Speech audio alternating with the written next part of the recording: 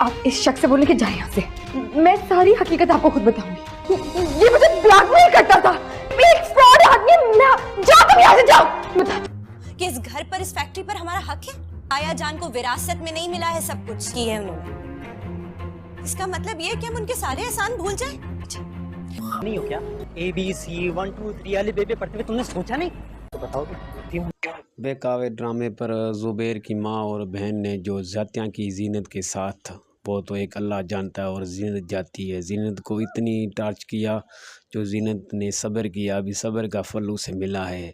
अभी ज़ुबैर की नज़रों के सामने सिर्फ ज़ीनत की सिवा कोई और नहीं है, क्योंकि ज़ीनत का जो रब ने साथ दिया, तो अभी ज़ुबैर की माँ और बहन अभी जल रही है कि उससे मोहब्बत प्यार क्यों कर रहा है।